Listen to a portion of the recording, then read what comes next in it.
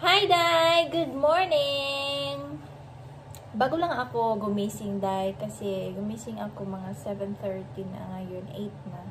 Tapos, kakatapos ko lang mag-breakfast. At saka, nag-init ako ng tubig kasi gusto ko nang mag-tea. At saka, Day, ang gagawin natin ngayong araw is pupunta ako sa City Market kasi may pechay doon kasi nag-text yung kaibigan ko na Filipino din na nandito din sa Finland is may pechay daw doon sa City Market. Nag-send siya sa akin ng picture kagabi na may pechay daw doon sa store na yon. So, pupuntahan ko siya mamaya. Hindi muna ngayon kasi madilim pa sa labas. Mga 11 na ata tayo pupunta doon. Ang mahal na pala ngayon dahil no, yung sa Pilipinas pa kasi nakatira kami doon sa Zamboanga, Sibugay. Yung penalty ba sa pag mahuhuli ka ng LTO ba? Tapos, yung penalty nga pala ngayon is 4,000 na yung without wearing seatbelt. Mahal guys. Kaya kayo, kapag mag-travel kayo, mag-wear talaga ng seatbelt kasi may penalty na ngayon. Parang sa Manila is talaga yan required. Pero dun sa amin kasi probinsya yon. Lang, kung gusto mo lang. Pero nagkataon lang talaga na may LTO sa daan. Ang mga nakasakay hindi nagsi-seatbelt. Kaya nun, nilagyan ng penalty ng LTO. So 4,000 kaagad ang nabayaran. Hay nako guys, ang mahal. Pero anyways, mag-tea na tayo guys. Nilagyan ko to ng honey. Honey my love so sweet. And then, kahapon is pumunta kami sa another city kasi kami doon, nagsimba. Catholic naman yon, Catholic mass ba? Kasi Catholic naman ako.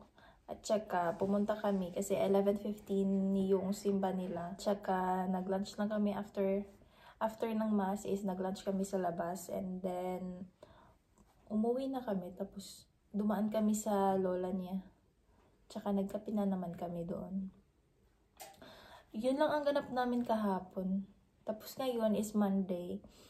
Sa sa Tuesday, may schedule ako sa dentist. Tapos, guys, baka may mga kayo ba, may mga questions. Tinawin ko lang yung video ko na extending for residence permit in Finland. Yung sa mga requirements. Yun yung requirements kapag may spouse ka na Finnish citizen.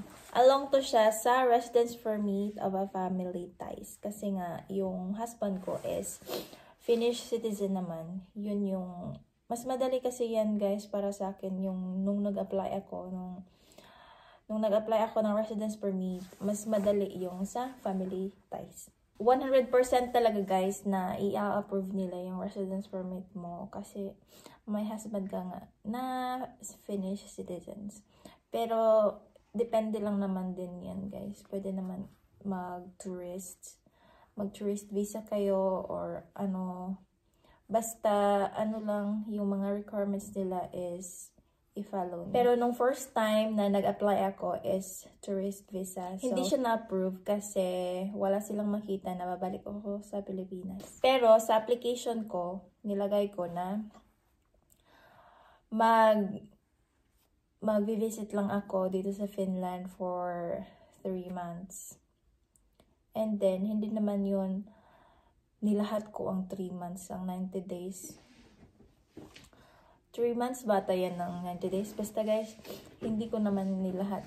Kasi maglagay ka ng itinerary, maggawa ka ng yung pag-stay mo na itinerary, day-to-day na gagawin mo, saan ka pupunta, dito sa Finland pag nag-tourist visa ka. Kasi may man yan, required man yan nila na itinerary na i-submit mo.